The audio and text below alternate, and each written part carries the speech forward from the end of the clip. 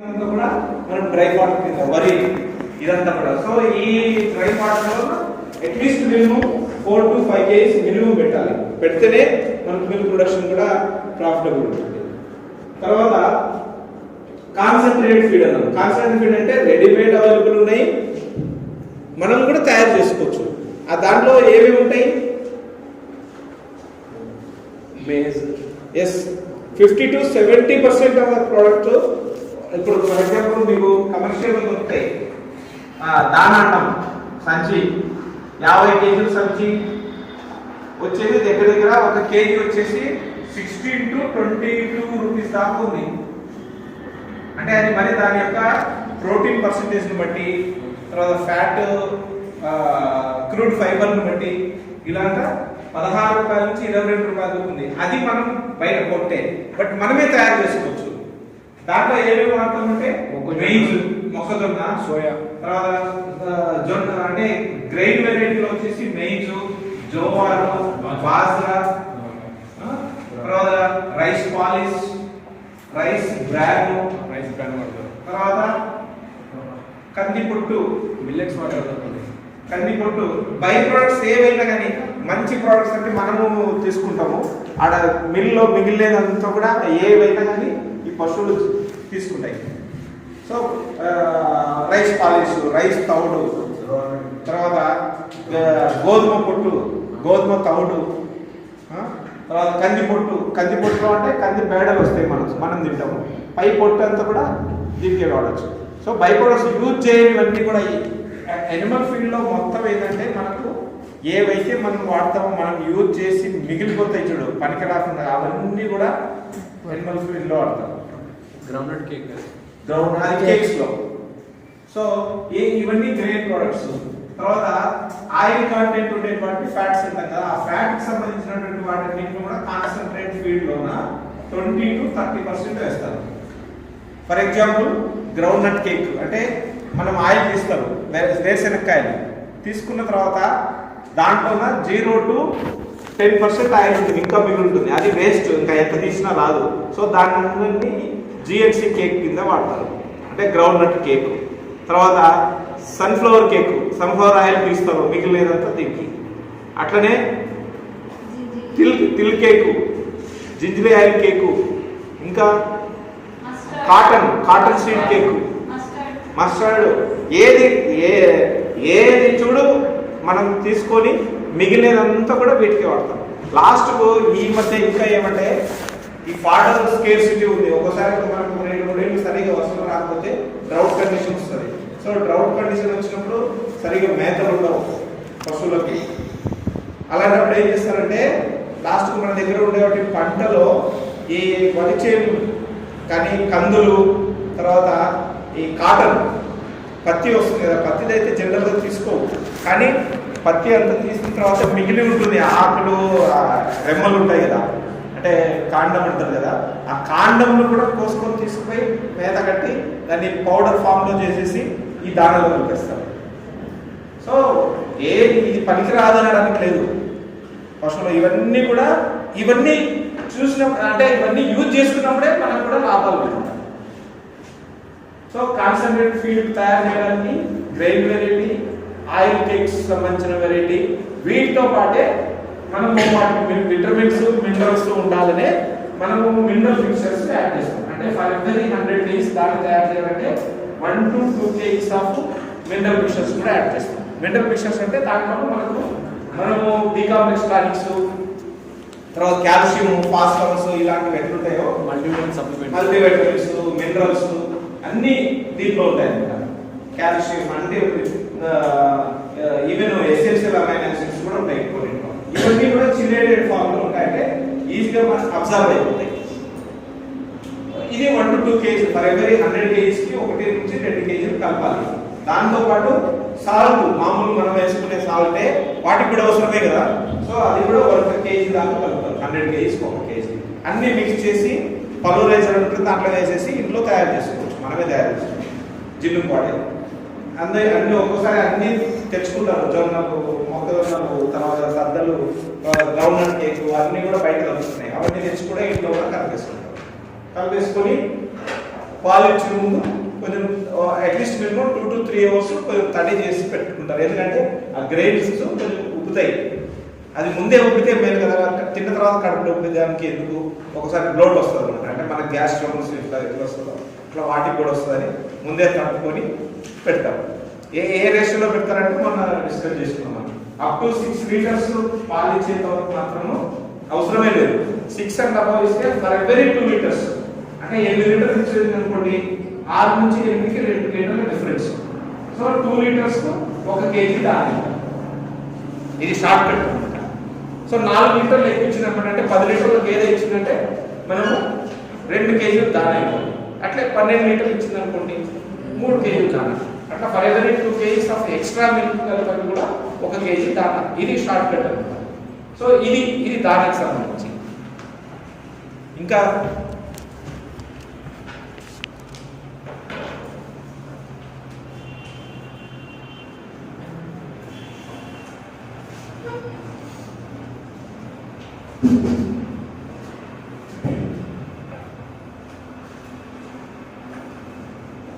Sir ఇప్పుడు మామూలుగా animals ఆవులు కావచ్చు, కట్టెలు కావచ్చు, మామూలుగా అయితే చిన్న చేస్తారు. సో దాన్ని బయటికి వెళ్ళి గ్రే ఎనర్జీ రిక్వైర్మెంట్ ఉంటుంది. ఆ ఎనర్జీ దీంట్లో ఉండదు. But at least minimum 2 to 3 hours మాత్రం బయట ఉంటేనే వాటికి సూర్యరశ్మి తగలాలా. సూర్యరశ్మి తగలడం వల్లనే మనకు వైటమిన్ డి అనేది కూడా వస్తుంది. సేమ్ హ్యూమన్ ఎట్లనో వాటికి కూడా అంతే. తర్వాత క్లీన్ చేయాలి కదా, రోజు క్లీన్ చేయకుండా అట్లా పెట్టినామంటే సేమ్ హైజీనిక్ మెజర్స్ ఉండవు కాబట్టి జబ్బులు వస్తాయి. కాబట్టి సేమ్ హ్యూమన్ లో ఎలాగో సేమ్ అన్ని అంతే. బట్ బాడీ కండిషన్ ఉంటే వేరే. ఇప్పుడు మనం 70-80 kg ఉంటాము, అవి 300 to 400 kg, కొన్ని బాగా ఉన్నాయంటే 500 kg దాకా ఉంటాయి. ఈవెన్ మెడిసిన్స్ కానీ వాటర్ రిక్వైర్మెంట్ కానీ ఏదైనా కానీ కంపేరింగ్ విత్ హ్యూమనే 1:5 రేషియో 1:7 రేషియో అంటాం. ఇప్పుడు మనం క్రోసిన్ టాబ్లెట్ ఉంది, ఫర్ ఎగ్జాంపుల్ జ్వరం వచ్చింది, ఒక టాబ్లెట్ వేసుకుంటాం మనం, 70 kgs ఉన్నాయి. వాటికి 1 గ్రామ్ కావాలి అంటే 10 మాత్రలు వేస్తే కానీ పనిచేయవు. కొన్ని రిస్ట్రిక్షన్స్, కొన్ని లిమిటేషన్స్ ఉంటాయి. మరి అన్ని ఇక్కడే అని కాదు. కొన్ని ఫర్ ఎగ్జాంపుల్ అనస్థీషియా ఉంది. అనస్థీషియా అంటే ఏదైనా ఆపరేషన్ ఏదైనా చేసినప్పుడు మనకైతే 1 ml 2 ml ఉంటుంది, దానికి 300 kg. బట్ ఒక మెడిసిన్ 5 ml కంటే ఎక్కువ ఇవ్వడానికి లేదు. అకార్డింగ్ టు బాడీ వెయిట్ తీసుకున్నా ఉంటే మనం 1.5-2 ml తీసుకునే కానీ వాటికి 5 ml కంటే ఎక్కువ ఇవ్వడానికి లేదు. మనం ఈ రేషియో ప్రకారం పోయినా ఉంటే 10 ml కంటే కింద పడిపోతుంది. కింద పడిపోయి ఒకసారి 24 అవర్స్ 48 అవర్స్ కూడా లేవు, చనిపోకపోయినా లేవు. అట్లా కొన్ని లిమిటేషన్స్ ఉంటాయి అన్నమాట. సో ఇంకా డైలీ ఓకే. నెక్స్ట్ పౌల్ట్రీ చూద్దాము.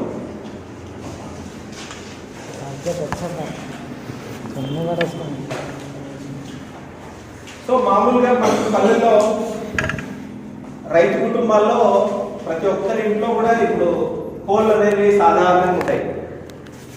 నాటుకోళ్ళు అంటాం జనరల్గా మనము.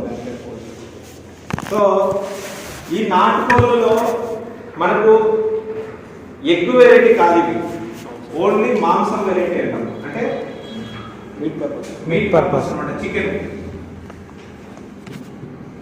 పౌల్ట్రీలో జనరల్గా ఇప్పుడు మనకు చూసే ఫార్మ్స్లోన పౌల్ట్రీ కోళ్ళ ఫారాలకు వచ్చేలోపు మనకు 2 వెరైటీస్ ఉన్నాయి. ఒకటేమో ఎగ్ కోసం, వీటన్నిటిని కూడా లేయర్స్ అంటాం అన్నమాట. తర్వాత చికెన్ మీట్ అంటే తినడానికి కోసం, వీటన్నిటిని కూడా బ్రాయిలర్స్ అంటాం.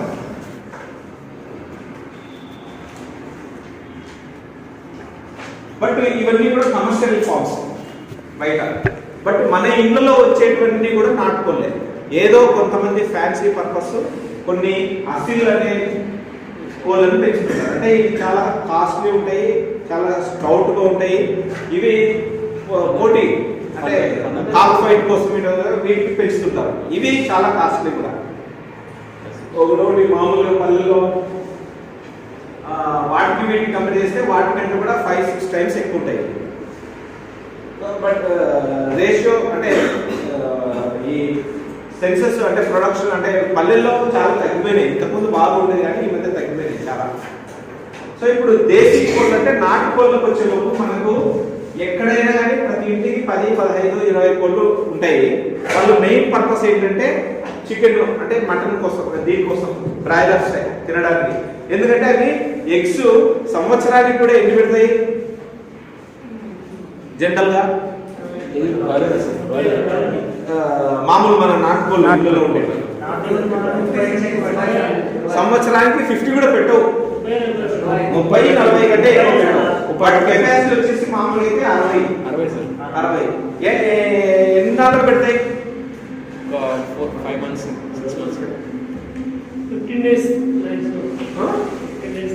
కంటిన్యూ పెడతాయి. టోటల్ వాటి వయసు వచ్చేసి 8 months ఉంటుంది, 9 months ఉంటుంది సార్. మామూలుగా అయితే కమర్షియల్కి వచ్చేలోపు మనకు 18 to 20 weeks లో పెట్టాలి. 18 weeks అనమాట. లేదు సార్ పెడతాయి అవి మామూలు మన నాటుకోళ్ళు వచ్చేసి 18 weeks పెట్టవు.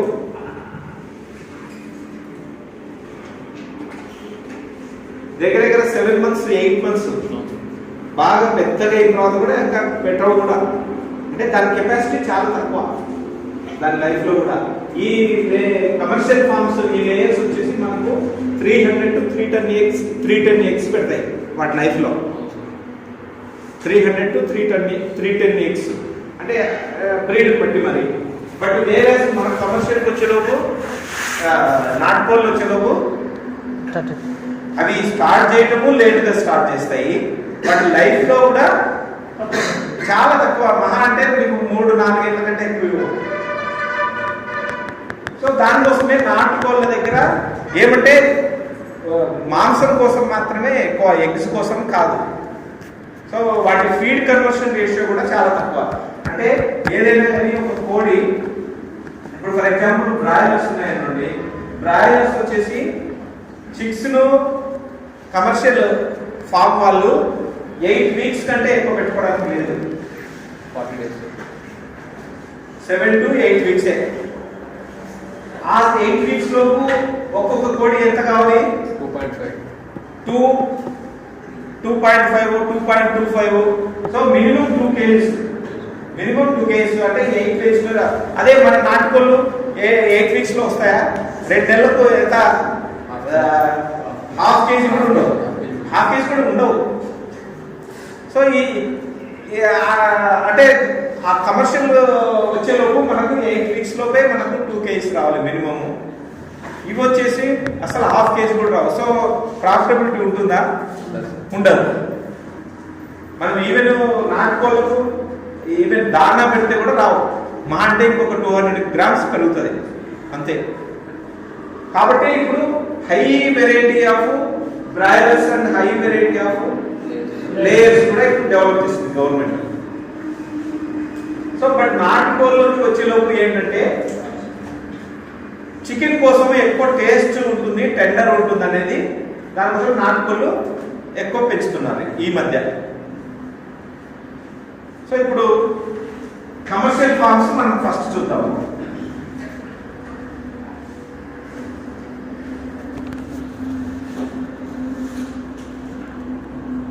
కమర్షియల్ ఫార్మ్స్ లో కూడా లేయర్స్.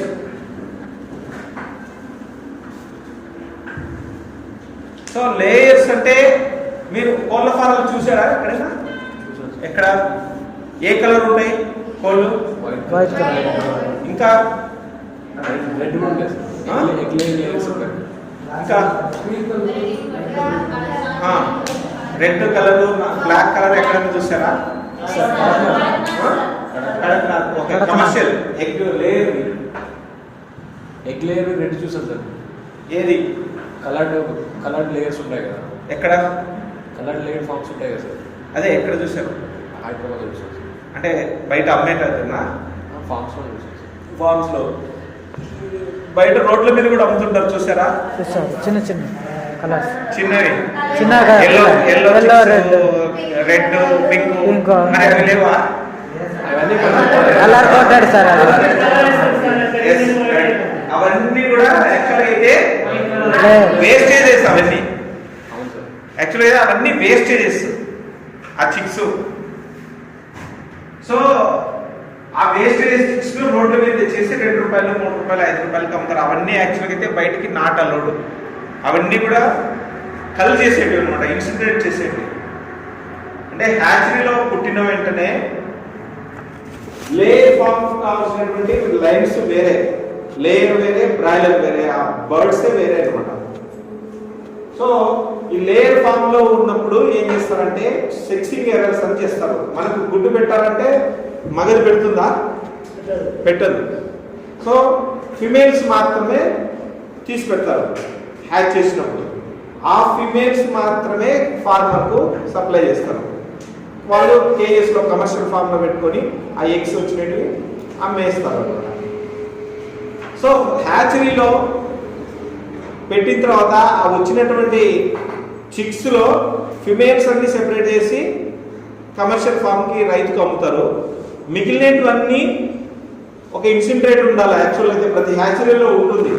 ఉన్నప్పుడు ఈ ఫిమేల్స్ అంటే ఈ మేల్స్ అన్ని తీసుకుపోయి దాంట్లో కాల్ చేస్తారు. అవి యాక్చువల్గా బయటకు కూడా రాకూడదు. కానీ కొంతమంది ఆ డబ్బులకు ఆశపడి కొంతమంది బయటికి అమ్ముతుంటారు. అవి ఏదో బయటికి కలర్స్ వేసి దానికి ఎల్లో కలర్ అని, పింక్, రెడ్ అవన్నీ వేసి కలర్ఫుల్గా ఉంటాయి, అట్రాక్ట్ అవుతాయి, పిల్లలు కొంటుంటారు. అవన్నీ కూడా యాక్చువల్గా అయితే నాట్ అడ్వైజబుల్ అనమాట. అవన్నీ కూడా కమర్షియల్ కల్లింగ్ బర్డ్స్ అంటారు. వాటిని రిజెక్టెడ్ కల్లింగ్ బర్డ్స్ అంటారు అనమాట.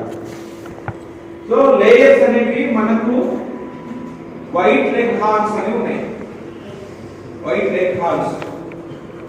సో ఇది బ్రీడ్. ఇప్పుడు మనకు గేదెల్లో మొర్రా బ్రీడ్ ఉంది. ఆవులో మన ఇండియన్ బ్రీడ్స్ లో ఒంగోలు అని, అదే అవుట్ సైడ్ అయితే హెచ్ఎఫ్, తర్వాత జెర్సీ ఎట్లనో అట్లా ఈ లేయర్ అనేది వైట్ లెగ్ హార్న్ అనేది బ్రీడ్ నేమ్. సో ఇవి మాత్రమే టోటల్ గా వరల్డ్ లోన దాని లైఫ్ సైకిల్లో ఆల్మోస్ట్ 3 days కు 2 eggs అంటే 310 eggs పెట్టే కెపాసిటీ ఉంటుంది జెనెటికల్ గా. వాటినే ఎక్కడైనా కానీ టోటల్ వరల్డ్ లోనే డెవలప్ చేసినటువంటి బ్రీడ్ ను ఇంపోర్ట్ చేసుకుంటారు. సో అవి ఇంపోర్ట్ చేసుకున్న తర్వాత వాటిని ప్యూర్ లైన్స్ అంటారు. వైట్ లైన్ హార్న్స్ లో ప్యూర్ లైన్స్ అంటారు అనమాట. సో జెనెటికల్లీ హై కెపాసిటీ ఉన్నటువంటి బర్డ్స్ ఇవి. సో ఇవి మామూలుగా అయితే 5,000 to 6,000 రూపీస్ ఉంటుంది ఒక చిక్కు.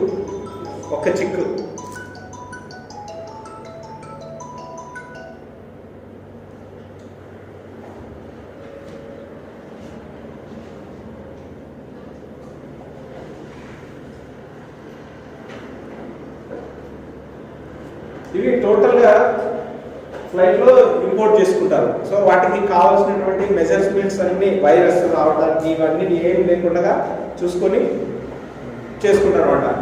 సో వీటిని ఈ ఎన్విరాన్మెంటల్లీ ప్రొటెక్టెడ్ ఏరియాస్ లో మాత్రమే పెడతారు ఇవి ప్యూర్ లైట్స్ అనేది. ఎందుకంటే ఒక్కొక్క కంపెనీకి రైవలరీ కూడా ఉంటుంది. ఒక కంపెనీ వాడు డెవలప్ చేసుకున్నది ఇంకో కంపెనీ వాడు పోటీలు ఉంటాయి అనమాట ఈ బిజినెస్ లో. సో దానికోసము ఎవరిని కూడా ఎంటర్ కానివ్వరు ఆ ఫార్మ్స్ లో.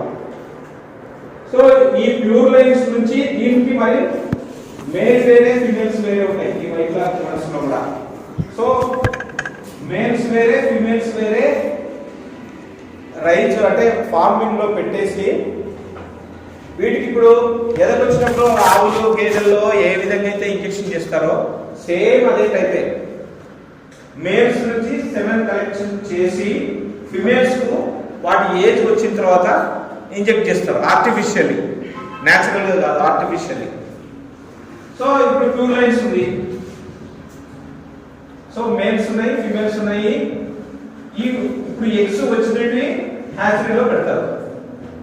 హ్యాచరీ పెట్టినప్పుడు అవి ఎన్ని రోజులకు పిల్లలు అవుతాయి? ఇప్పుడు మామూలుగా ఆవులో ఇవైతే 9 months 10 months అనుకున్నాము. అట్లనే ఈ గుడ్లు పిల్లలు రావడానికి 21 days. ఎక్కడైనా కానీ ఈవెన్ హ్యాచరీలో పెట్టిన 21 days, మామూలుగా పల్లెల్లో పొదుగు వేసినా కానీ 21 days. సో 21 days అప్పుడు ఈ ఎగ్స్ హ్యాచ్ అవుతాయి. ఈ హ్యాచ్ అయిన వాటిని మేల్స్ వేరే ఫిమేల్స్ వేరేగా డివైడ్ చేస్తారు మరి. సో ఈ ఇట్లా వచ్చిన వాటిని ఏమంటారంటే గ్రాండ్ పేరెంట్స్ అంటారు, జీపీ అంటారు. అట్లా ఒక లైన్ వస్తుంది. అట్లనే మరి గ్రాండ్ పేరెంట్స్ లో మరి మేల్స్ ఫీమేల్స్ ఉంటాయి. దీని నుంచి మరి ఎగ్స్ వచ్చినట్టు మరి వాటి క్యారెక్టర్స్ చూస్తారు జెనెటికల్ గా. అంటే మన ఏమేమి 310 గుడ్లు పెట్టాలి, బాడీ వెయిట్ ఎక్కువ ఉండకూడదు లేయరింగ్ లో, 1.2 అంటే 1 కేజీ 200 గ్రాములు 1.5 కేజీ కంటే ఎక్కువ ఉండకూడదు. ఎక్కువ వచ్చినాయంటే ఫ్యాట్ ఎక్కువైందంటే గుడ్లు పెట్టే కెపాసిటీ తగ్గిపోదు. దానికోసమే లేయర్స్ అన్ని కూడా చాలా బక్కగా ఉంటాయి. అది బ్రీడ్ క్యారెక్టర్స్ అనమాట. సో అట్లా జీపీ గ్రాండ్ పేరెంట్స్, మరి ఇది గ్రాండ్ పేరెంట్స్ 1, ఇది గ్రాండ్ పేరెంట్స్ 2 అంటారు. సో ఇక్కడి నుంచి వచ్చినటువంటి ఎగ్స్ ను హ్యాచ్ చేసిన తర్వాత వచ్చిన వాటిని పేరెంట్స్ అంటారు. సో ఈ పేరెంట్స్ నుంచి ఇక్కడ కూడా కొంతమంది న్యాచురల్ ఆర్ ఏఐ చేసిన తర్వాత వచ్చినటువంటి గుడ్లను హ్యాచరీలో పెట్టిన తర్వాత ఈడ వస్తాయి మనకు కమర్షియల్. ఇక్కడ కూడా మేల్ ఫీమేల్ రెండు ఉంటాయి, పిల్లలు అన్నీ వస్తాయి. వచ్చిన తర్వాత ఈడ సెక్సింగ్ ఐడెంటిఫికేషన్ చేస్తారు. మేము ఆ ఒక్కరోజు అంటే పుట్టినటువంటి పిల్లలను ఆ రోజు మాత్రమే మీ సెక్సింగ్ ఎర్రర్స్ గా ఐడెంటిఫై చేయాలి. నెక్స్ట్ అంటే మరి 1 వీక్ వరకు తెలియవు. దానికోసమే ఆ రోజే ఈ మేల్స్ ఫిమేల్స్ అన్నింటినీ కూడా డివైడ్ చేస్తారు. మేల్స్ అన్ని తీసుకుపోయి కాల్ చేస్తారు, ఫిమేల్స్ మాత్రమే మన ఫామ్ అంటే రైతులకు ఒక్కొక్కదానికి 40 రూపాయల ప్రకారం అమ్ముతారు. సో దీని నుంచి ఉన్నటువంటి ఎగ్సే మనం ఇప్పుడు తినే ఎగ్స్, టేబుల్ ఎగ్స్ అంటాం. ఇవి ఇన్ఫర్టైల్ ఎగ్స్. అంటే మనం పొదుగు వేసిన ఎక్కడ పిల్లలు కోళ్ళ కింద పొదుగు వేసినా హ్యాచరీలో పెట్టినా కానీ పిల్ల రాదు, ఓన్లీ గుడ్డు తినడానికి టేబుల్ ఎగ్స్ అంటాం. దీనికి కెపాసిటీ ఉంటుంది కానీ ఎక్కడ కూడా మేల్ స్పెర్మ్ అన్నది ఎక్కడ కూడా ఈ ఓవంతో కలవదు. దానికోసమే ఇన్ఫర్టైల్, నువ్వు ఎంతో పెట్టి అట్లే ఉంటుంది. బట్ కొన్ని దగ్గర ఏమంటే ఈ గ్రాండ్ పేరెంట్స్ ఈ పేరెంట్స్ ఇవన్నీ కూడా చేసిన తర్వాత కొన్ని గుడ్లు మిగులుతాయి. మిగిలిన గుడ్లను మాత్రమే కొంతమంది కమర్షియల్ కి కలిపినప్పుడే కొన్ని ఎగ్స్ చనిపోయినప్పుడు లోపల పిల్ల కూడా వస్తుంది. జనరల్ చూస్తుంటాం మనం ఫ్రిడ్జ్ లో లేకపోతే బయట పెట్టినప్పుడు కొన్ని పగలగొట్టినప్పుడే పిల్ల కూడా తయారై ఉంటుంది. సో అవి కొన్ని కలిపిటర్ కొన్ని పనికిరాని కూడా వాళ్ళకు ఈ డెవలప్మెంట్ అవసరం లేదు, ఎందుకు ఒక పారేయాలని మనకు తినడానికి కూడా పంపిస్తున్నారు అన్నమాట. సో ఇది యాక్చువల్గా అయితే లేయర్స్ సంబంధించి. సో లేయర్స్ లో వచ్చేసి మనకు ఒక లేయర్ ఫామ్ పెట్టాలంటే ఏమేమి యాక్టివిటీస్ ఉంటాయి? ఫస్ట్ మనము షెడ్ మామూలుగా ఏదో కోళ్ళు వస్తున్నాయి పోతున్నాయని కాదు. ఒక షెడ్ ఉందంటే దానికి వీటికి ఇవన్నీ కూడా లేయర్ ఫామ్ కానీ ఈవెన్ బ్రాయిలర్స్ కూడా వీటన్నిటి కూడా డిసీజెస్ చాలా ఎక్కువ ఉంటాయి. ఎందుకంటే హై కెపాసిటీ కాబట్టి మనకు షెడ్ అన్నది చాలా హైజీనిక్ గా మెయింటైన్ చేయాలి. అంటే ఒక షెడ్ పెట్టినారంటే కంపల్సరీ దాన్ని క్లీన్లీనెస్ అంటే డిటర్జెంట్స్, తర్వాత హైపోక్లోరైడ్స్, బ్లీచింగ్ పౌడర్ ఇవన్నిటితో కూడా క్లీన్ చేసి పెట్టుకోవాలి ఫస్ట్. తర్వాత అటాక్ స్ప్రే అని ఉంటుంది అనమాట. ఇలాంటి వాటితో ఫార్మలిన్, లిక్విడ్ ఫార్మలిన్ స్ప్రే అంటే బ్యాక్టీరియా కానీ పారాసైట్స్ కానీ వైరస్ ఇలాంటివన్నీ కూడా తొందరగా అటాక్ అవుతాయి. కాబట్టి మనము మన ఎక్కడైతే షెడ్ ఉంటుందో ఆ షెడ్ దగ్గర కంపల్సరీ మనము హైజీనిక్ గా పెట్టుకోవాలి ఫస్ట్. దాని తర్వాత పిల్లలు వచ్చిన వెంటనే అవి తట్టుకునే శక్తి ఉండదు, ప్లస్ టెంపరేచర్ కు తట్టుకోలేవు. దానికోసం ఏం చేయాలి? టెంపరేచర్ మెయింటెనెన్స్ కోసం వాటిని బ్రూడింగ్ యాక్టివిటీ అంటారు.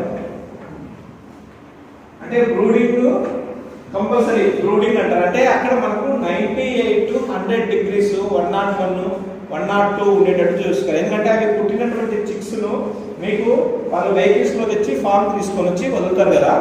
వదిలినప్పుడు మనము బయట ఇప్పుడు ఈ వాతావరణం ఉన్నాయంటే చలి, సో అవి తట్టుకోలేవు. చలి ఉందంటే అవన్నీ దగ్గరికి వెళ్ళిపోతాయి. ఒక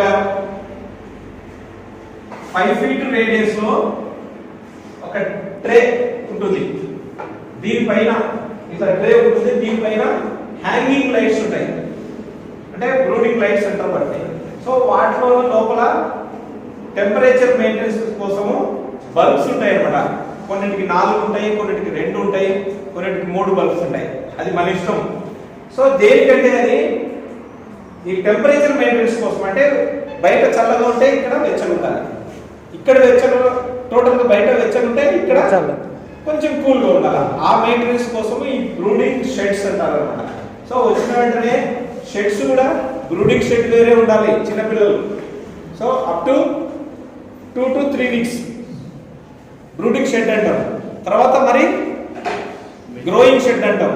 తర్వాత ఇంకో షెడ్ ఉండాలి, లేయింగ్ షెడ్ అంటాం అనమాట.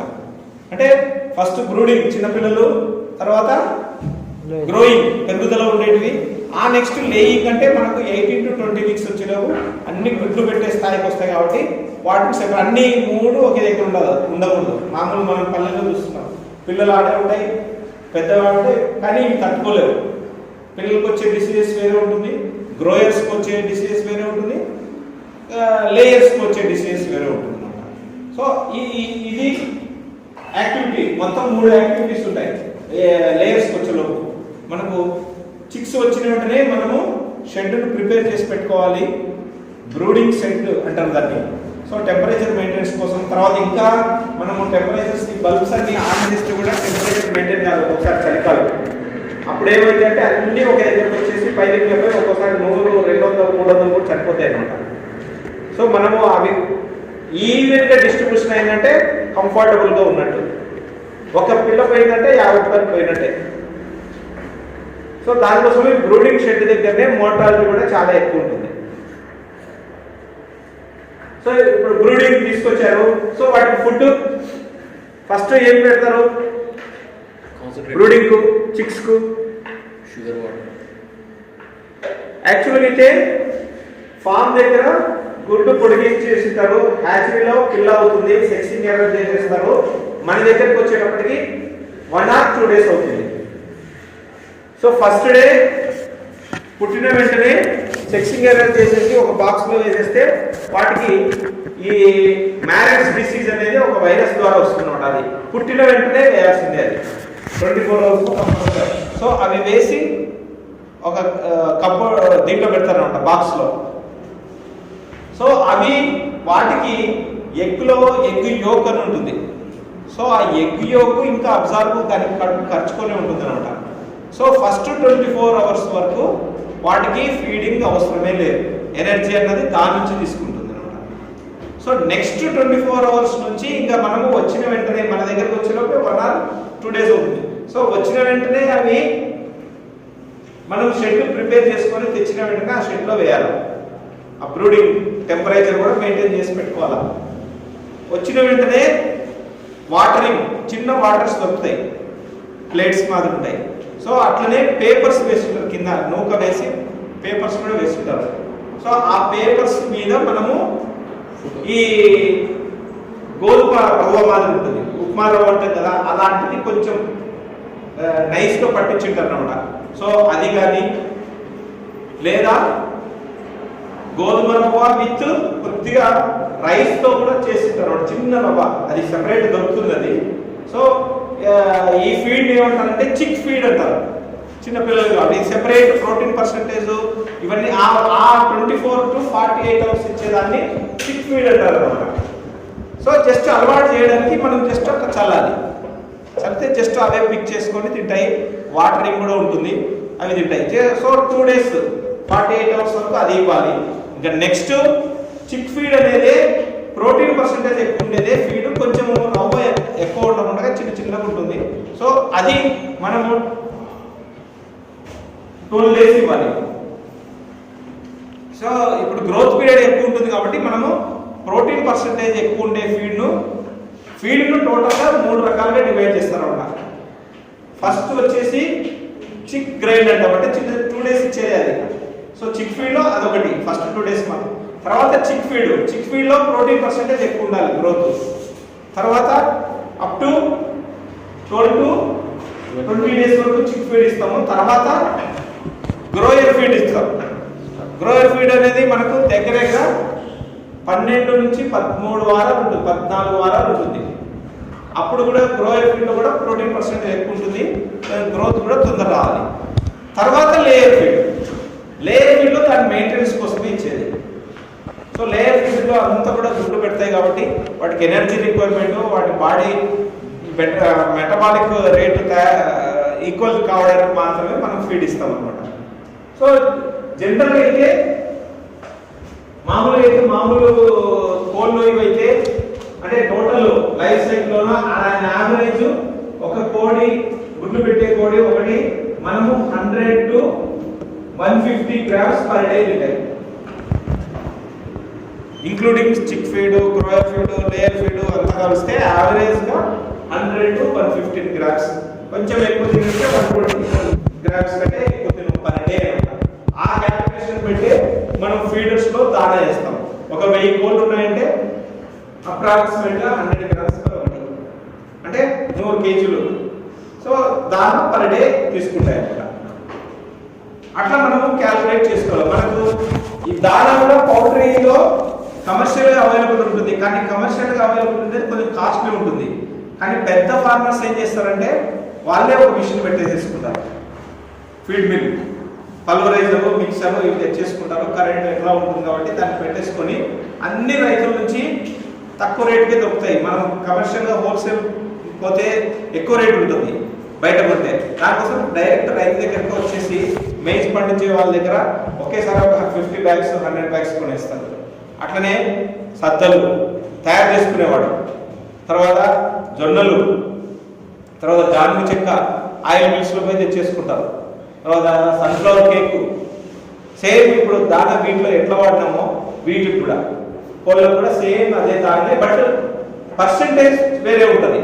ఇప్పుడు మనం TDN టోటల్ డైజెస్టబుల్ న్యూట్రియంట్స్ డైరీకి ఒక రకం ఉంటుంది, కోళ్ళకు వీటి స్టమక్ చిన్నగా ఉంటుంది కదా, సో దీనికి వేరే రకం ఉంటుంది. అట్లనే CP అంటే క్రూడ్ ప్రోటీన్ అంటాం, ప్రోటీన్ వీటికి వేరే వాటికి వేరే. తర్వాత క్రూడ్ ఫైబర్, ఆ డైరీకి ఇచ్చే ఫైబర్ వీటికి ఇచ్చినామంటే టోటల్గా మోషన్స్ అయిపోతాయి.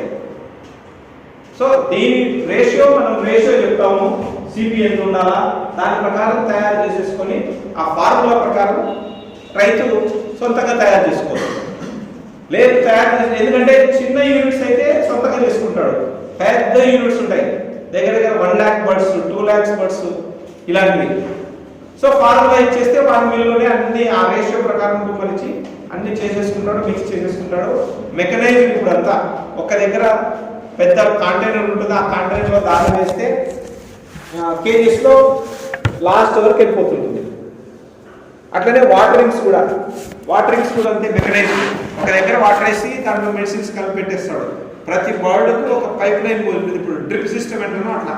సో ఆ పైప్ లైన్ పోయి జస్ట్ అట్లా డ్రాప్ ముక్కు తగిలించిందంటే వాటర్ వచ్చేస్తుంది. So mechanized. సో ఆ విధంగా వాటరింగ్, ఫీడింగ్ రెండు mechanized. Even eggs commercial farm లో అయితే పెద్ద ఫామ్ ఉందంటే ఈవెన్ ఎగ్ కలెక్షన్ కూడా మెకనైజ్డ్. కొంచెం స్లాంట్ గా పెట్టేస్తాం, కోడి ఇట్లా కూర్చుంటుంది కదా, ఇట్లా కూర్చున్నప్పుడు ఎగ్ పెట్టిన వెంటనే ఈడ ఒక లేయర్ ఉంటుంది, ఒక బెల్ట్ పోతూ ఉంటుంది. సో ఎగ్ కూర్చున్న వెంటనే ఎగ్ ఆ బెల్ట్ పోతుంది కదా అని ఈడ ఉండేది ఇట్లే పోయి అక్కడ పోయి ఆడ ఒక్కరు మాత్రమే ఆడ కలెక్షన్ చేసేసుకుంటారు, చేసుకుని ట్రేలో పెట్టడం బయటికి పంపించేసారు. వాటరింగ్ అంతే, ఫీడింగ్ అంతే. తర్వాత ఈ ఎగ్ లేయింగ్ కూడా కలెక్షన్ అండ్ ఇది కూడా టోటల్గా మెకనైజ్డ్ ఇప్పుడు. సో ఫీడింగ్ వచ్చినప్పుడు చిక్ ఫీడ్ వేరే, గ్రోయర్ ఫీడ్ వేరే అండ్ లేయింగ్ ఫీడ్ వేరే. సో అవి ఎంత తీసుకుంటాయంటే 100 to 110 120 grams పర్ డే తీసుకుంటాయి. తర్వాత ఈ బాడీ వెయిట్ మెయింటెనెన్స్ అన్నది ఈ లేయర్స్ లో వచ్చేసి చాలా లీన్ గా ఉండాల్సిందే. ఎందుకంటే ఫ్యాట్ ఒకసారి అక్యుములేట్ అయినాయంటే మనకు ఒక 100 కోళ్ళు ఉన్నాయంటే మనకు పర్సెంటేజ్ ఆఫ్ ఎగ్ 90 to 95% ఉండాల్సిందే. అంటే 100 కోళ్ళు ఉన్నాయంటే 95 కోళ్ళు ఎగ్స్ పెడుతున్నాయా లేదా అన్నది చూసుకోవాల్సిందే. ఒక 5 రోజులు ఒక 6 రోజులు పెట్టలేదంటే లాస్ కదా. దానికోసమే పర్సెంటేజ్ అనేది ఇప్పుడు మనకు ఒక 1000 కోళ్ళు ఉన్నాయంటే ఎన్ని కోళ్ళు పెడుతున్నాయి మనకు గుడ్లు లెక్కేస్తే తెలిసిపోతుంది. సో దానికోసమే ఏం చేస్తారంటే ఎప్పుడు ఈ వీటిలోన పర్సెంటేజ్ ఆఫ్ ఎగ్స్ తీస్తుంటారు. ఈ షెడ్ లో ఒక 1000 కోళ్ళు ఉన్నాయనుకోండి, ఈ షెడ్ లో నుంచి ఎన్ని గుడ్లు వస్తున్నాయి అనేది సూపర్వైజర్ లెక్కేస్తుంటారు. ఎగ్ రాలేదంటే అది దానా వేస్ట్, తర్వాత దాని మెయింటెనెన్స్ వేస్ట్. సో ఇది లేయర్స్ కి సంబంధించినది, గుడ్లకు సంబంధించినది. అట్లనే ఇప్పుడు జనరల్ గా మనము బ్రాయిలర్స్ కోళ్ళు కూడా చూస్తున్నాయి. ఇవేమంటే పెద్ద యూనిట్స్ లేవు, చిన్న చిన్న యూనిట్స్ పెట్టుకుంటారు జనరల్ గా. లేయర్స్ అయితే ఇప్పుడు టోటల్ గా పెద్ద పెద్ద బాక్స్ అయితేనే మెయింటెనెన్స్ ఈజీ, తర్వాత వాటి ఫీడింగ్ కానీ వాటి మెయింటెనెన్స్ కూడా చాలా ఈజీ అనే దాంతో 1 lakh బర్డ్స్ 2 lakh బర్డ్స్ కూడా పెట్టే వాళ్ళు ఉన్నారు. సో ఇప్పుడు బ్రాయిలర్స్ చూద్దాం.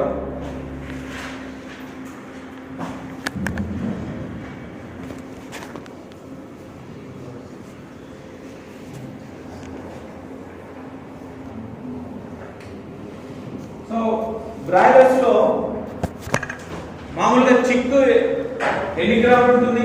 జనరల్ ఎగ్ ఎంత గ్రామ్ ఉంటుంది? 20 grams. 40-50. బ్రాయిలర్స్ అంటే బ్రాయిలర్స్ ఇంకోటి, ఇప్పుడు బ్రాయిలర్స్ అంటే చికెన్ కోసమే. ఇవి గుడ్లు పెడతాయా లేదా? పెట్టే కానీ టైం పడుతుంది, చాలా టైం పడుతుంది sir. After 9 months 8 months sir పెట్టవు. బ్రాయిలర్స్ బ్రౌన్ కలర్ ఎగ్స్ ఉంటాయి చూసారా? సైజ్ కూడా ఎక్కువ ఉంటాయి. సో అవి బ్రాయిలర్స్ పెట్టిన గుడ్లే. బ్రౌన్ కలర్ సైజు ఇవి 40 grams ఉంటాయి, అవి 60-70 grams వస్తాయి. అంటే కొంచెం సైజు కొంచెం ఎక్కువ ఉంటాయి. అవన్నీ కూడా బ్రాయిలర్ అంటే వెరైటీ, ఆ బ్రీడే వెరైటీ అనమాట అది. సో బ్రాయిలర్స్ కూడా మేల్ ఫీమేల్స్ ఉంటాయి, ఉండడంతో అనేది దానికి కాదు. సో బ్రాయిలర్స్ లో కూడా మేలు ఫిమేల్ రెండు ఉంటాయి. బట్ దీంట్లో ఏంటంటే సేమ్ లేయర్స్ లో ఏదైతే pure lines, grandparents 1, grandparent 2, parents వచ్చిన తర్వాత మనం కమర్షియల్ కి ఇస్తాం. సేమ్ దీంట్లో కూడా అంతే. బ్రాయిలర్స్ లో కూడా ప్యూర్ లైఫ్స్, దీంట్లో మేల్స్ ఉంటాయి ఫిమేల్స్ ఉంటాయి. క్రాస్ చేస్తారు, చేసిన తర్వాత ఎగ్స్ వస్తాయి, ఈ ఎగ్స్ ను హ్యాచ్ చేస్తారు. సో దీంట్లో కూడా మరి మేల్స్ ఫిమేల్స్ ఇట్లనే grand parent 1, grandparent 2, pure parent stock.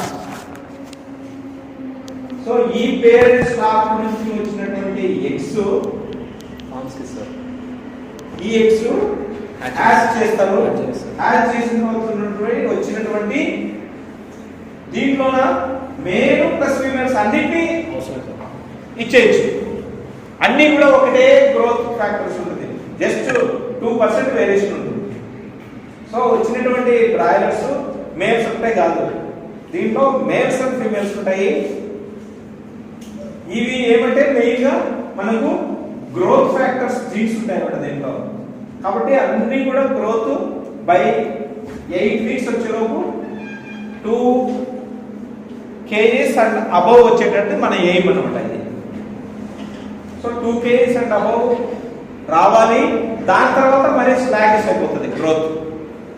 8 weeks అయిన తర్వాత మహా అంటే 8 ఇంకొక 2-3 రోజులు పోనీ 9 weeks పెట్టిన తర్వాత గ్రోత్ అన్నది ఈ ఫస్ట్ వచ్చినటువంటి గ్రోత్ పర్సెంటేజ్ ఎంత ఉందో తర్వాత ఇక ఆగిపోతుంది. అంటే కరువు డైరెక్ట్ పైకి వెళ్ళిపోతుంది, కాడపై హారిజంటల్ గా పోతుంది అనమాట. అంటే ఇంకప్పుడు మెయింటెనెన్స్ చేయడము లాస్.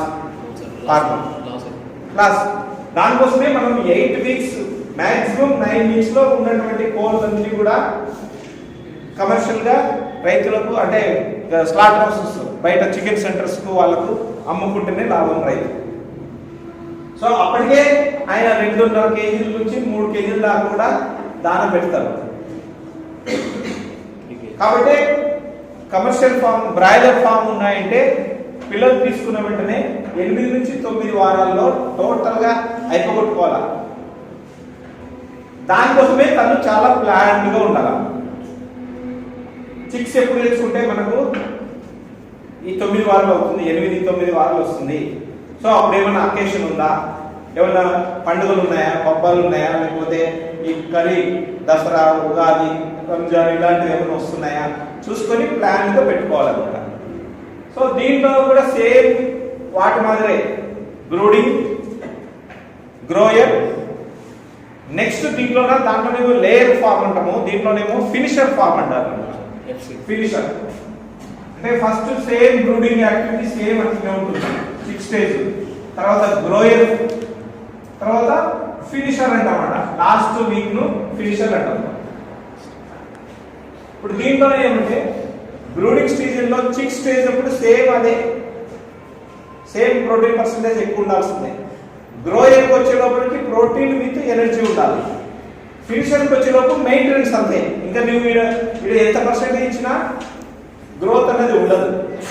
దానికోసమే ఫినిషింగ్ స్టేజ్లో టీడీఎన్ అనేది మాత్రమే ఉంటుంది ఎనర్జీ వచ్చేదానికి, ప్రోటీన్స్ అవసరం లేదు ఇంకా దానికి. జస్ట్ ఫినిషర్ అంటే మనం 8 వారాలు వచ్చినట్టే ఇంకా అయిపోగొట్టుకోవాల్సిందే దాన్ని. అట్లా ఉండే కొద్దీ వాటికి దానా waste, medicines waste, water waste, ఇంకా అన్ని వేస్ట్, ఇంకా తర్వాత గ్రోత్ కూడా ఉండదు వాటికి. దానికోసమే commercial farm, broiler farm maintain చేసే వాళ్ళు 7 కాదు 8 వారాల్లోనే అయిపోగొట్టేసేస్తేనే ఆయనకు ప్రాఫిటబుల్ ఉంటారు. సో దీంట్లో కూడా ఈచ్ బర్డ్ బ్రాయిలర్ ఫామ్ లో ఉండే ఇది ఈచ్ బర్డ్ కూడా 3 to 3.5 kgs తన లైఫ్ లో తినాలి. ఇది మనం ఎంత తగ్గించుకుంటే అంత ప్రాఫిట్. ఇది పెరిగిందనుకో, ఫర్ ఎగ్జాంపుల్ 5 కేజీలు వచ్చింది, కేజీన్నర డబ్బులు వేస్ట్. ఇంకా నువ్వు కేజీన్నర కాదు, నువ్వు అక్కడ 2 కేజీలు 3 కేజీలు దాకా పెట్టు, నీకు వెయిట్ ఏం రాదు. ఈడ మనమేమో తూకం వేస్తే అమ్ముతాము, ఈ దానా అంతా కూడా వేస్ట్. దానికోసమే బ్రాయిలర్ ఫామ్ ఉన్నవాడు షార్ట్ టర్మ్లోన చాలా ట్రిక్కీగా ప్లాన్డ్గా ఉంటూ మనకు వేస్టేజ్ కాకుండా చేసుకుంటేనే ప్రాఫిటబుల్ ఉన్నాడు.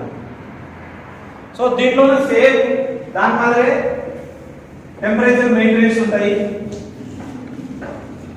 బ్రూడింగ్ అంటాము, ఇది పెట్టేసి బల్బ్స్ పెడతారు, 4 బల్బ్స్ పై నుంచి వేలాడుతూ ఉంటాయి కదా. సో బ్రూడింగ్ స్టేజ్ అంటాము. 6 వచ్చిన వెంటనే 6 ఈవెంట్ డిస్ట్రిబ్యూషన్ అవుతారు. మెయిన్ మనకు బయట చలి ఉన్నాయంటే ఒకవేళ టెంపరేచర్ మెయింటెనెన్స్ కాలేదంటే అప్పుడు అన్ని ఒకే దగ్గరకు వచ్చి ఒకదాని మీద ఓడిపడి సఫికేషన్ అయ్యి చనిపోతాయి. చాలా షెడ్లలో ఇదే ప్రాబ్లం. సో దానికోసమే ఈవెంట్ టెంపరేచర్ ఉండాలి, వాటర్స్ ఉంటాయి, ఫీడ్ కూడా సేమ్ అదే మాదిరే. తర్వాత సెకండ్ వీక్ నుంచి మనం క్రూడ్ ప్రోటీన్ అంటే గ్రోత్ కోసమే కాబట్టి క్రూడ్ ప్రోటీన్ ఎక్కువ ఉండాలి కాబట్టి గ్రోయర్ ఫీడ్ ఇస్తాం. సో ఎప్పుడైతే మనకు 7 వీక్స్ స్టార్ట్ అయిందో అప్పుడు మనము ఫినిషర్ ఫీడ్ స్టార్ట్ చేస్తాం. సో 7 వీక్స్ వచ్చేలోపే కొన్ని 2.5 కేజీలు ఉంటాయి, కొంచెం ఉండే వాటినే అప్పటి నుంచి కమర్షియల్గా స్టార్ట్ చేయాలి సేల్. సో ఏవైతే ఎక్కువ కేజీలు ఉన్నాయో మనకు కనిపిస్తాయి, కొంచెం బాగున్నాయంటే అవి తీసి అమ్ముకోవడమే బెస్ట్. కొంచెం చిన్నగా ఉండేవి ఇంకో 1 వీక్ అంటే 8 వీక్.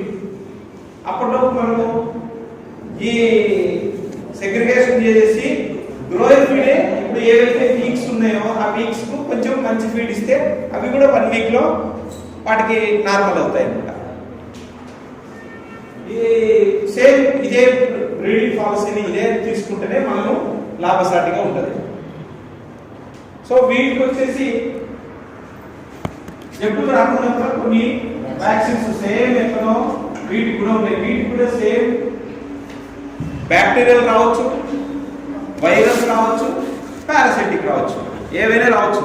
టోటల్గా చాలా సెన్సిటివ్ ఇవి. దానికోసమే ఇక్కడ కూడా హ్యాచరీలో ఫస్ట్ వచ్చే రోజే మ్యారెక్స్ డిసీజ్ అనేది వ్యాక్సిన్ వేసే పంపిస్తారు. మ్యారెక్స్ అని వైరస్ వస్తుంది. తర్వాత మన రైతు దగ్గరికి వచ్చిన వెంటనే 6 to 7 days అప్పుడు ఏం చేస్తామంటే లసోటా అనేది ఒక వ్యాక్సిన్, అంటే కొక్కెర తెగులు అంటాం, రానికేట్ డిసీజ్ అని. ఒకసారి వచ్చిందంటే అన్నిటికి పోతాయి.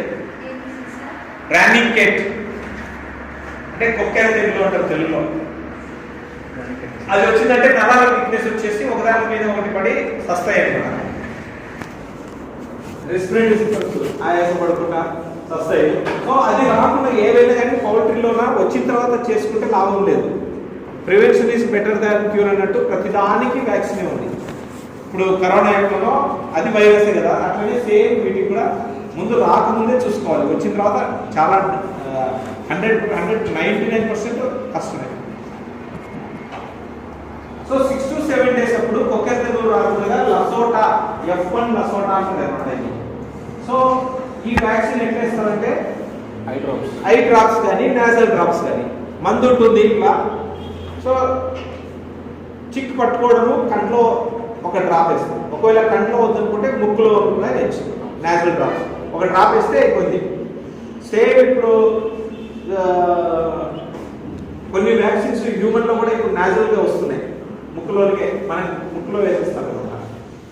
సో అట్లనే ఇది లసోటా కూడా ఉంది వైరస్. సో దీని తర్వాత లేయర్స్కి వచ్చేలోపు అవి లైఫ్ చాలా ఎక్కువ ఉంటుంది. ఇవి 8 weeks లో అయిపోతాయి కాబట్టి వాటికి డిసీజెస్ చాలా ఎక్కువ ఉంటాయి కాబట్టి వాటికి ఐబిడి అనే ఇన్ఫెక్షన్స్ పర్సనల్ డిసీజ్ అంటే గంబోరో డిసీజ్ అంటారు. సో ఇది కూడా అంతే, ఈ జబ్బు వచ్చిందంటే పోతాయి. సో 13వ రోజు వేస్తారు. కమర్షియల్ ఈ 8 weeks దానికి వాడరు. బ్రాయిలర్స్ వేయము, లేయర్స్ ఐబిడి అనే వ్యాక్సిన్ కూడా వేస్తారు. తర్వాత బాయిలర్స్ కూడా వేస్తారు సార్, గంబోరో వ్యాక్సిన్ వేస్తారు, బాయిలర్స్ కూడా వేస్తారు. బ్రాయిలర్స్ తక్కువ, ఎందుకంటే ఈ ఐబిడి అనేది 8 weeks తర్వాతనే స్టార్ట్ అవుతుంది అనమాట. దానికోసమే అనవసరంగా ఎందుకని వేయటం. బట్ కొన్ని దగ్గర అవుట్ బ్రేక్స్ ఉన్న దగ్గర మాత్రం వీటికి కూడా వేస్తారు. అట్లనే ILT అంటే ఇన్ఫెక్షన్స్ లారింజియో ట్రాకిటిస్ అని. సో ILT ఇది కూడా వేస్తాం. తర్వాత ఫౌల్ పాక్స్ అంటే FP, మనకు పిల్లలకు అమ్మవారు ఉంటారు, చిన్న చిన్న చికెన్ పాక్స్, బొబ్బ వస్తుంది కదా, సేమ్ అట్లనే కోళ్ళకు కూడా వస్తుంది ఫౌల్ పాక్స్ అని. సో ఇది కూడా రాకుండా ఇది వచ్చేసి 13th week వేస్తారు అనమాట. సో ఇవన్నీ లేయర్స్. గుడ్లు పెట్టేవి మనకు దగ్గర దగ్గర 80 వారాలు 90 వారాలు దాకా గుడ్లు పెడుతుంటాయి కాబట్టి వాటికి ఇవన్నీ ఫాలో అవుతాం. ఈ బ్రాయిలర్స్ వచ్చేలోపు మనకి 8 weeks లో అన్నీ టోటల్గా వచ్చింటుంది. తూకం వేసేస్తారు, అమ్మేస్తారు, కోసేస్తారు. సో వీటిలో ఏంటంటే మనకు ముఖ్యంగా మ్యారెక్స్ ఏమో హ్యాచరీ వేసేస్తారు, గ్రానికేట్ అంటే లసోటా అనేది రైతు వేసేసుకుంటాడు. దీని తర్వాత కొన్ని దగ్గర ఐబిడి వేసుకుంటున్నారు, ఎక్కడైతే అవుట్ బ్రేక్ ఉందో ఆడ మాత్రమే, మిగతా వాళ్ళు ఎవరైనా వాడాలా. ఇంకా మళ్ళీ తర్వాత ఆ గ్రానికేట్ అనేది కొంచెం ఎక్కువ డేంజర్ కాబట్టి మరి ఒకసారి బూస్టర్ గా 3rd or 4th week లోన ముక్కులో కానీ కంట్లో కానీ వేయకుండా వాటర్లో, వాళ్ళు వాటర్స్ పెడతారు కదా, వాటర్లోన ఐస్ ముక్కలు కొద్దిగా పాలు పొడి కలిపి దాంట్లోకే ఈ వ్యాక్సిన్ వేస్తే అన్ని కోళ్ళు పోయి తాగుతాయి. So this is overall just boost up చేయడానికి. సో ఇవి వ్యాక్సినేషన్స్. అట్లనే జబ్బులు ఇప్పుడు ఇవి చాలా సెన్సిటివ్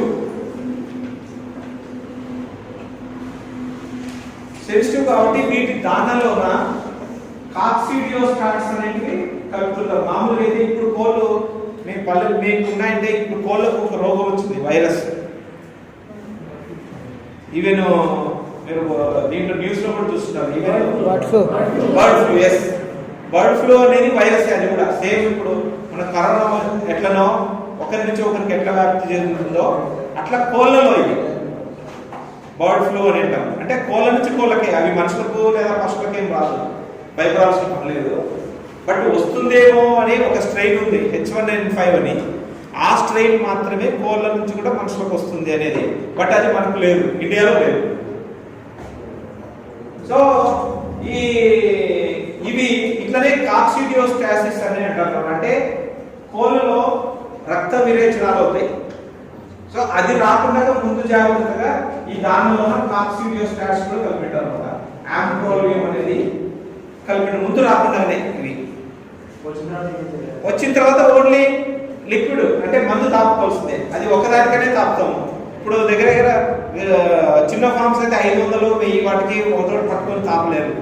అవి ఏమంటే ఒకసారి జబ్బు వచ్చిందంటే ఒక మూల పోయి పడుకుంటుంది అంతే, అది వాటర్ కూడా ముట్టుకోదు అనమాట. ఏదో 1, 2 ఉంటే మందు తీసుకొని నోట్లో తాపిచ్చేస్తారు.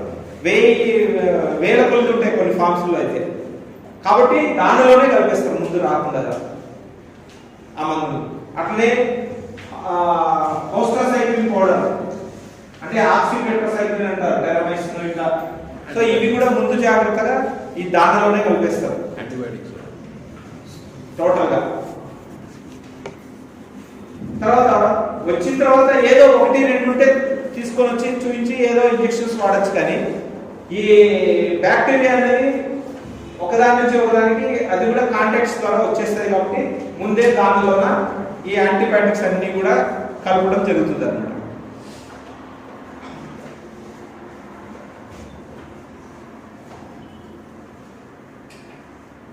సో ఇప్పుడు నాటుకోలు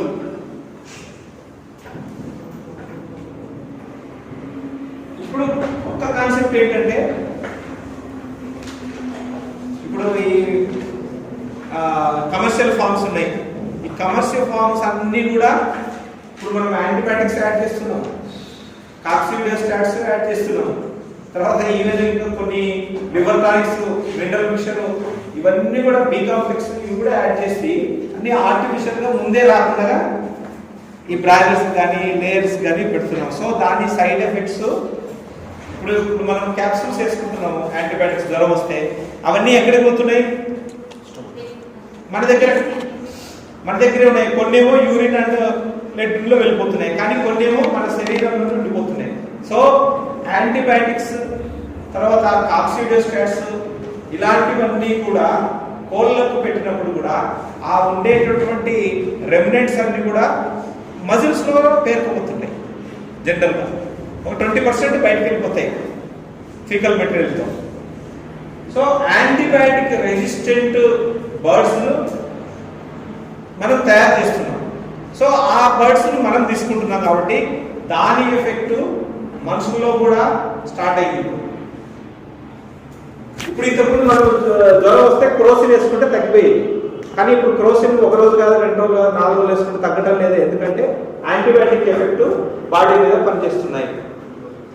అట్లనే ఇంతకుముందు జ్వరం దగ్గు వస్తే అమాక్సిలిన్ అనే ఒక మందు 3 రోజులు వేస్తే తగ్గిపోయేది. ఇప్పుడు అమాక్సిలిన్ పోయినాయి, సెఫలెక్సిన్లు 5th జనరేషన్ పోయినాయి. ఇప్పుడు లేటెస్ట్ 7th జనరేషన్స్ ఇస్తే కూడా తగ్గడం లేదు. ఎందుకంటే ఈ రెసిస్టెంట్ సేమ్ అట్లనే ఈవెన్ డైరీ ఫార్మ్స్ లో కూడా అంతే. దానికోసమే ఇప్పుడు milk. So antibiotic resistance animals లో క్రియేట్ చేస్తున్నాం కాబట్టి వాటి నుంచి వచ్చే మిల్క్ కూడా బీపీ, తర్వాత ఈ షుగర్స్, తర్వాత ఇలాంటి కొలెస్ట్రాల్ ఇలాంటివన్నీ పెరిగిపోతున్నాయి. ఇప్పుడు ఆర్గానిక్ మిల్క్ అని వచ్చింది. అంటే దానికి ఏం లేకుండా పచ్చిమేత న్యాచురల్ గా ఆవులకు గేదెలకు పెట్టి వాటి నుంచి వచ్చే మిల్క్ను ఆర్గానిక్ మిల్క్ అంటే A2 milk. So A2 milk అమ్మితే 200-300 రూపాయలు లీటర్గా అమ్ముకుంటున్నారు. సేమ్ అట్లనే ఇప్పుడు నాటుకోళ్ళకు కూడా గిరాకీ వచ్చింది, నాటు గుడ్లకు కూడా గిరాకీ వచ్చింది. ఏమంటే దీంట్లోన యాంటీబయాటిక్ రెమినెంట్స్ అనేవి లేవు. ఇప్పుడు మామూలుగా పల్లెల్లో ఎవరైనా ఏమైనా వేస్తారా? అవే న్యాచురల్గా తింటాయి, న్యాచురల్గా పెరుగుతాయి, న్యాచురల్గా గుడ్లు ఇస్తాయి, న్యాచురల్గానే చికెన్ ఉంటుంది. దానికోసమే ఇప్పుడు కాన్సెప్ట్ ఏమంటే న్యాచురల్గా ఉండాలి. దాంట్లోనే ఇప్పుడు నాటుకోళ్ళ ఫార్మ్స్ చాలా ఎక్కువ పెరుగుతున్నాయి. సో దీంట్లోనే ఏంటంటే నాటుకోళ్ళలో మేల్స్ ఫీమేల్స్ జనరల్గా ఎక్కడైనా ఒకటే సేమ్. దీంట్లోనే కొన్ని వెరైటీస్ మన ఇండియాలో కొన్ని వెరైటీస్ ఉన్నాయి. ఇప్పుడు మనకు ఈ ఏరియాలో వచ్చేసి ఈ అసిల్ ఫార్మ్స్ ఎక్కువ ఉన్నాయి. అంటే ఒంగోలు, కొద్దిగా గుంటూరు, వాటిలో ఎక్కువ ఏం క్యారెక్టర్ కింద తీసుకుంటున్నారంటే కాక్ వెడ్డింగ్ మెయిన్ వాళ్ళ పుంజులు వాటి కోసం తీసుకుంటున్నారు. అట్లనే కొన్ని బెల్ట్స్ ఉన్నాయి, కడక్నాథ్ అనేది ఉంటుంది, అది నాటుకోడే, కానీ అదొక ఆ ఏరియాకు స్పెసిఫికేషన్స్ గా ఉంటుంది అనమాట. సో దాంట్లో కూడా కొలెస్ట్రాల్ ను తగ్గించే గుణం ఉంది, సైంటిఫిక్ గా రుజువు చేస్తున్నారు. దానికోసమే అక్కడక్కడ ఇప్పుడు కడక్నాథ్ కోళ్ళ ఫారాలు కూడా స్టార్ట్ అయ్యాయి. కొలెస్ట్రాల్ ఒకవేళ బాడీలో ఉంటే కూడా తగ్గిస్తుంది అని. తర్వాత fat content of the muscle, ఆ కోళ్ళలో ఫ్యాట్ చూస్తే ఫ్యాట్ మామూలు మన దగ్గర అంటే ఈ కమర్షియల్ బ్రాయిలర్స్ ఉన్నాయి కదా వాటికంటే కూడా ఫ్యాట్ పర్సెంటేజ్ చాలా తక్కువ ఉంది, ప్రోటీన్ పర్సెంటేజ్ ఎక్కువ ఉంది. సో మనకు